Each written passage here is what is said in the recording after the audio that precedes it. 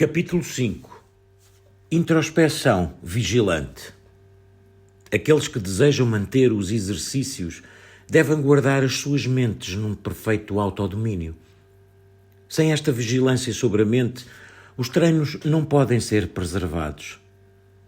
Vagabundeando por onde quiser, o elefante da mente derrubar-nos-á para o tormento no inferno da dor implacável. Nenhum animal mundano, por mais selvagem e enlouquecido, poderia fazer cair sobre nós tais calamidades. Se, com a corda da atenção, o elefante da mente for completamente preso, os nossos medos dissipar-se-ão e toda a virtude se derramará nas nossas mãos. Tigres, leões, elefantes e ursos, cobras e todos os animais hostis, aqueles que guardam os prisioneiros no inferno, fantasmas, vampiros e todo o espectro maligno, pelo simples amarrar desta mente, todas estas coisas são igualmente amarradas. Pelo simples domar desta mente, todas estas coisas são igualmente domadas. Pois toda a ansiedade e medo, todos os sofrimentos em quantidade ilimitada, a sua fonte nascente é propriamente como declarou aquele que disse a verdade. Os instrumentos infernais para torturarem os seres vivos, quem os inventou para tal desígnio? Quem forjou este chão de ferro ardente, de onde surgiram todas estas mulheres-demónios? Todos eles não são senão a descendência da mente pecadora. Isto, disse o poderoso sábio. Deste modo, de um extremo ao outro do triplo mundo, nada traz mais ruína do que a própria mente. Se o dom transcendente consiste em dissipar a pobreza dos seres, de que forma, uma vez que os pobres estão sempre conosco, o praticaram os anteriores Budas? O dom transcendente, assim dizem os ensinamentos, consiste na intenção de dar a todo o ser tudo o que possuímos, junto com os frutos de um tal dom. É, na verdade, uma questão da própria mente. Onde, na verdade, poderiam seres, peixes e os restantes ser colocados para os manter a salvo de serem mortos? Decidir abster-se de todo o ato nocivo é dito ser a disciplina transcendente. E seres nocivos estão por todo o lado como o próprio espaço. É impossível que todos sejam suprimidos, mas que se aniquile apenas esta mente irada, e é como se todos os inimigos tivessem sido subjugados. Cobrir toda a terra com camadas de cabedal, onde poderiam encontrar-se tais quantidades de pele, mas apenas com as solas de cabedal dos meus sapatos, é como se eu cobrisse toda a terra. E assim, o curso exterior das coisas eu próprio não posso refrear, mas que refrei apenas a minha mente e que fica para ser refreado. Uma clara intenção pode frutificar e causar-nos nascimento num reino como o de Brahma. Os atos do corpo e da palavra são menores, não geram um resultado semelhante.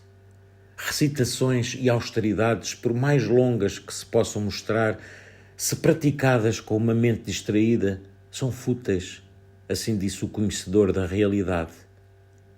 Todos aqueles que não conseguem compreender o segredo da mente, a maior de todas as coisas, se bem que desejem a alegria e o fim da dor, errarão sem propósito, inutilmente. Tratarei, pois, de corrigir e protegerei bem esta minha mente. De que me servem muitas disciplinas se não posso guardar e disciplinar a minha mente? Quando, no meio de multidões selvagens e turbulentas, sou cuidadoso e atento às minhas feridas, do mesmo modo, quando em má companhia, esta ferida, a minha mente, protegerei constantemente. Pois se cuidadosamente protejo as minhas feridas, por temer a dor de danos menores, porque não protegerei a ferida que é a minha mente, por receio de ser esmagado debaixo de penhascos do inferno? Se é assim que ajo e vivo, então mesmo no meio de gente má ou até com belas mulheres tudo está bem. A minha firme observância dos votos não declinará. a minha propriedade, a minha honra, tudo pode livremente partir. O meu corpo e sustento também, e mesmo outras virtudes podem declinar, mas nunca deixarei que a minha mente retroceda. Todos vós que desejais proteger as vossas mentes, mantende a vossa atenção e introspeção. Preservai-as ambas a custo da vida e dos membros, junto às minhas mãos, implorando-vos. Aqueles incapacitados por falta de saúde estão desamparados, sem poder para agir. A mente, quando tolhida também pela ignorância, é impotente e não pode funcionar. Pois aqueles que não têm introspeção, se bem que escutem os ensinamentos, os ponderem ou meditem, o seu saber, como água escoando-se de uma jarra fendida, não se fixará nas suas memórias. Muitos são dotados de jubilosa diligência, são também eruditos e imbuídos de confiança, mas, pelo defeito da ausência de introspeção, não escaparão à mácula do pecado e da queda. A falta de introspeção é um ladrão. Ele move-se furtivamente por detrás quando a atenção declina. Todo o mérito que acumulamos ele rouba e descemos para os reinos inferiores. As emoções negativas são um bando de salteadores, em busca da sua oportunidade de nos fazerem mal. Quando o seu momento chega, roubam a nossa virtude e arruinam as vidas dos destinos felizes. Por esse motivo, do porão da minha mente, a minha atenção não terá licença de se apartar. E se vagabundeia, será de novo chamada por lembranças da aflição nos mundos inferiores. Pelo temor, pelos conselhos dos seus abades e por permanecerem sempre na companhia do seu mestre, naqueles dotados de ventura e devoção, a atenção é facilmente cultivada. Os Budas e Bodhisattvas possuem ambos uma visão desanuviada, vendo tudo. Tudo se acha aberto à sua contemplação e também eu estou sempre na sua presença. Alguém que tem pensamentos como estes ganhará devoção e um sentimento de receio e vergonha. Para alguém assim, a memória do Buda surge frequentemente perante a mente. Quando a atenção está apostada como uma sentinela, um guarda no limiar da mente, a introspeção advirá igualmente, regressando quando esquecida ou dispersa. Se no início, quando examino a minha mente, descubro estar infectada com alguma falta, permanecerei sereno e senhor de mim, imóvel como um bocado de madeira. Nunca permitirei de modo vago que o meu olhar vagueie por toda a parte, mas antes, com uma mente focada, andarei sempre com os olhos lançados para baixo. Mas, para que possa relaxar o meu olhar, erguerei por vezes os olhos e contemplarei em redor.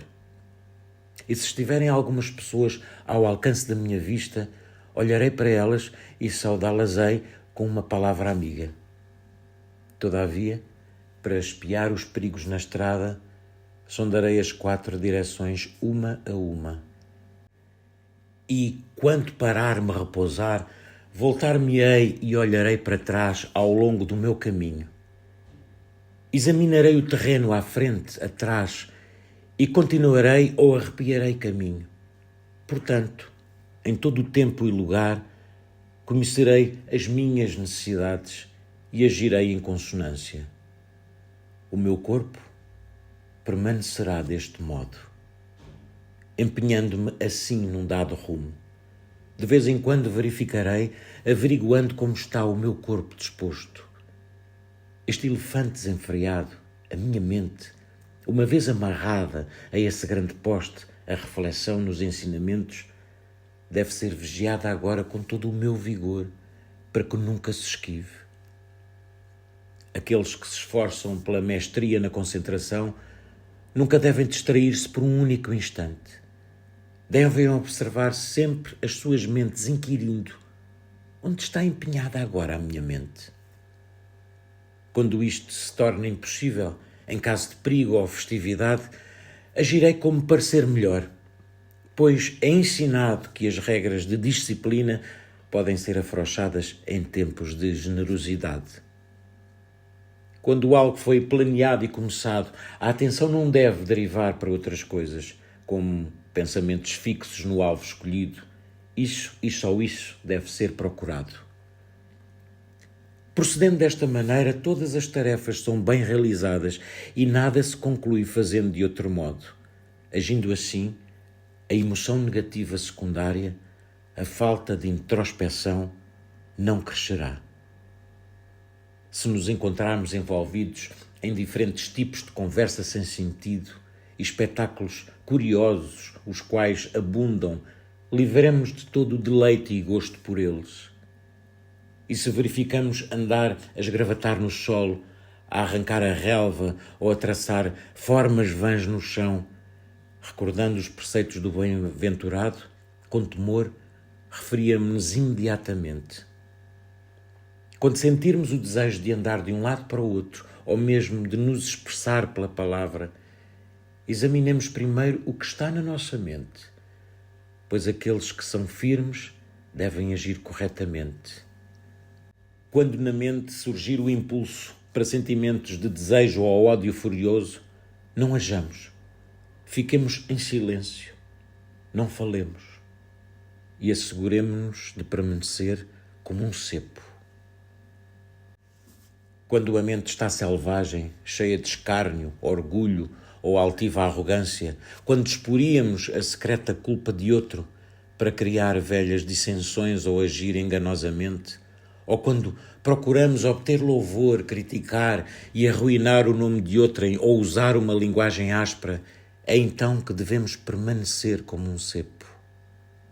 E quando ansiamos por riqueza, atenção, fama, um círculo de dependentes ao nosso serviço, quando procuramos honras, reconhecimento, é então que devemos permanecer como um cepo.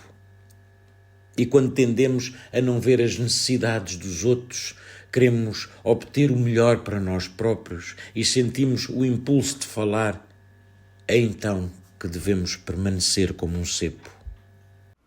Impaciência, indolência, pusilanimidade, e igualmente arrogância e um discurso descuidado, apego à nossa facção, quando isto surge, é então que devemos permanecer como um cepo.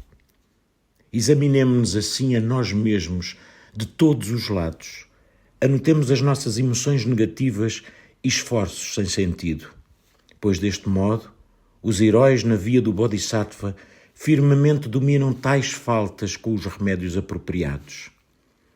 Com uma perfeita e inflexível confiança, com constância, respeito e cortesia, com escrúpulo e reverência, trabalhemos calmamente para a felicidade dos outros. Que não sejamos abatidos pelas necessidades em confronto de pessoas pueris em disputa. Os seus pensamentos são engendrados pelo conflito e pela emoção. Que as compreendamos e tratemos com amor. Ao agirmos irrepreensivelmente pelo nosso bem ou pelo bem dos outros, tenhamos sempre em mente o pensamento de que não temos entidade própria, como uma aparição. Esta suprema liberdade de uma vida humana, há tanto esperada, agora por fim obtida, refletindo sempre assim, mantenhamos a nossa mente tão firme como Sumeru, o rei das montanhas. Se, ó mente, não te afligirás quando abutres com o seu amor pela carne estiverem por todo o lado a dar puxões a este corpo, porque estás tão embrutecida com ele agora? Porque, ó mente, proteges este corpo, considerando-o como teu próprio. Tu e ele são cada um uma entidade separada, como poderá ele alguma vez ser-te útil? Porque, ó mente insensata, não aproprias uma forma pura esculpida na madeira? Como será adequado guardar uma máquina imunda para a feitura de impureza?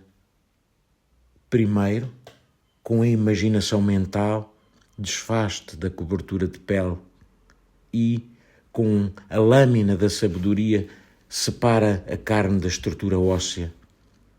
E quando tiveres dividido todos os ossos e procurado o embaixo entre a própria medula, tu própria deves colocar a questão: onde está a substância essencial? Se, persistindo na busca, não vês nenhuma essência subjacente, porque proteges com tanto desejo o corpo que agora possuis? A sua imundície tu não podes aumente comer, o seu sangue não é igualmente próprio para beber, as suas entranhas são também impróprias para sugar. Que farás tu então deste corpo? E todavia ele pode, na verdade, ser guardado como comida para alimentar o abutre e a raposa? O valor desta forma humana reside apenas no uso que fazemos dela. Seja o que for que possas fazer para a proteger e conservar, o que farás quando o impiedoso Senhor da Morte a agarrará e lançará aos cães e às aves? Se servidores que não podem ser postos a trabalhar não são recompensados com provisões e roupa, porque sustentas com tamanhas penas este corpo, o qual, se bem que alimentado, te irá abandonar. Paga assim a este corpo a remuneração devida e assegura-te então de o fazeres trabalhar para ti, mas não esbanjes tudo no que não trará um perfeito benefício. Considera o teu corpo como uma nave, um simples barco para ir aqui e ali. Faz dele uma coisa que satisfaça todo o desejo para efetuar a felicidade dos seres. Sê o mestre de ti mesmo e tem um semblante sempre sorridente. Livra-te de franzidos de sobrancelhas ameaçadores e irados e sê para todos um verdadeiro amigo e honesto. Agindo sem consideração, não desloques cadeiras e móveis tão ruidosamente de um lado para o outro. Não abras igualmente portas com violência. Tem prazer na prática da humildade. Garças, gatos e ladrões levam a cabo o que intentam, movendo-se silenciosamente e despercebidos. Tal é a prática constante de um sábio.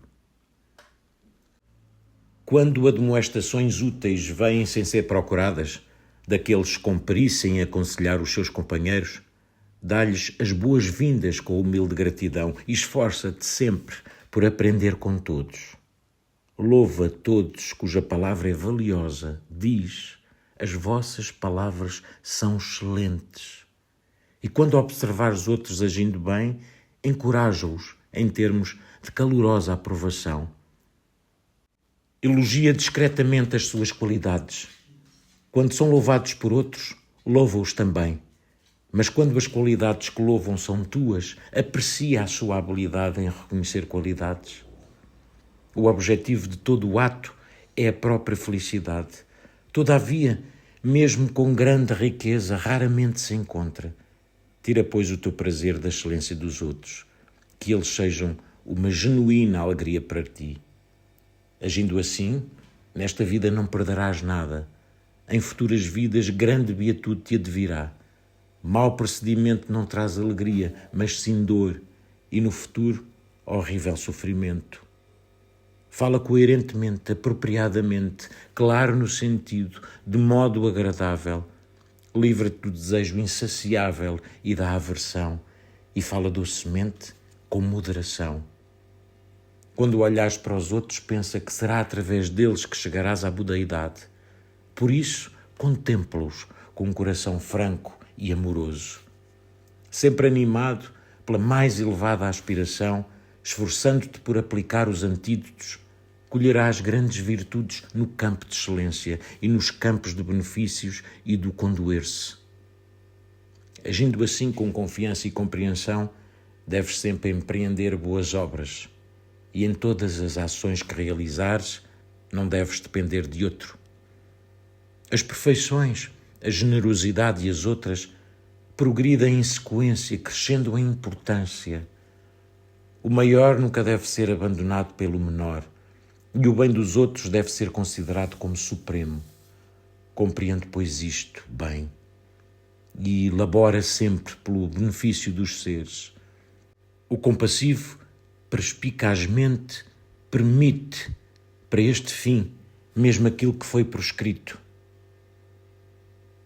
Comam apenas o necessário, partilhem com aqueles que adotaram a disciplina, com os indefesos ou caídos em estados desfavoráveis.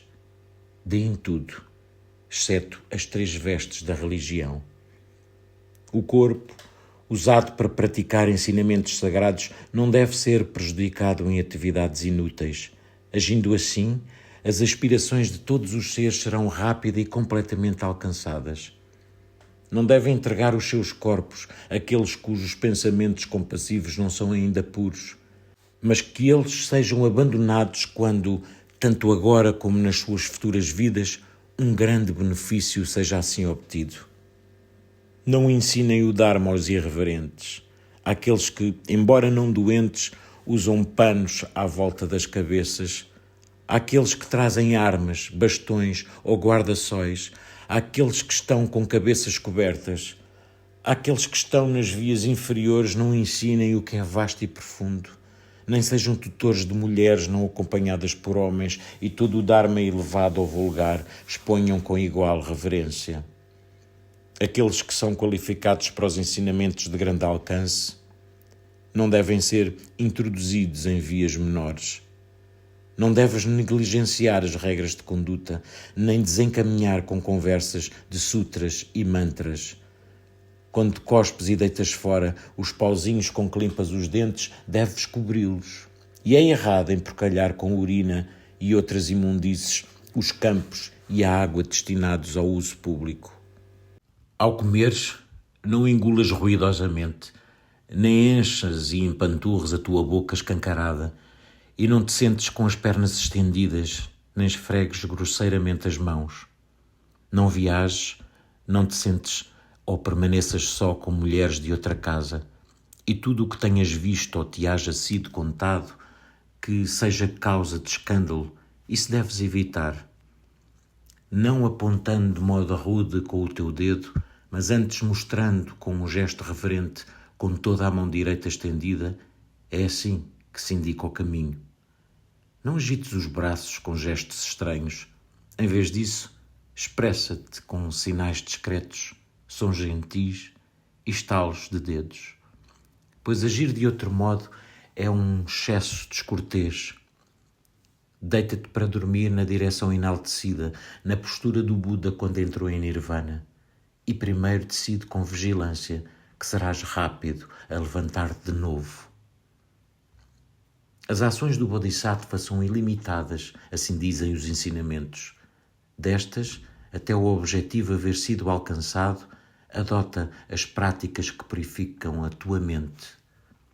Recitando 3 vezes ao dia e 3 vezes à noite, o Sutra em 3 secções, confiando nos Budas e Bodhisattvas, purifica o resto das tuas transgressões. Em todo o tempo e lugar, e seja o que for que faças para teu bem ou dos outros, põe em prática com diligência os ensinamentos dados para essa situação. Não há, na verdade, nenhum campo de conhecimento que a descendência dos Budas não deva aprender. Para aqueles bem versados em todas essas vias, não há ação desprovida de mérito. Direta, pois, ou indiretamente, não faças que não seja para o bem dos outros, e dedica unicamente pela sua felicidade todas as tuas ações ao alcançar da iluminação. Nunca, a custo da vida ou dos membros, abandones o teu amigo virtuoso, o teu mestre, sábio na doutrina do Mahayana, supremo na disciplina do Bodhisattva. Aprende como servir o teu guru, conforme é descrito na vida de Sri Sambhava. Isto e outros ensinamentos do Buda deves compreender lendo os sutras. Na verdade, nestes sutras todas as práticas se encontram. Lê-os e escuta-os, pois. O Sutra da Essência do Céu é o texto que deve ser primeiro estudado. Tudo o que deve ser constantemente praticado está clara e amplamente explicado no sumário de todas as disciplinas. Portanto, isto é algo que deves ler repetidamente. De tempos a tempos, pela brevidade, consulta o sumário dos sutras e examina com diligência aquelas 2 obras que o nobre Nagarjuna compôs. Certifica-te de empreender e executar tudo o que nestes trabalhos não é prescrito e realiza perfeitamente o que encontras aí prescrito, protegendo assim as mentes dos seres mundanos. Examinar de novo e ainda mais uma vez o estado e as ações do teu corpo e da tua mente. Isto só define em resumo a manutenção da introspeção vigilante. Mas tudo isto deve ser realmente feito, pois que se ganhará declamando sílabas. Que enfermo obteve alguma vez ajuda lendo apenas os tratados do médico?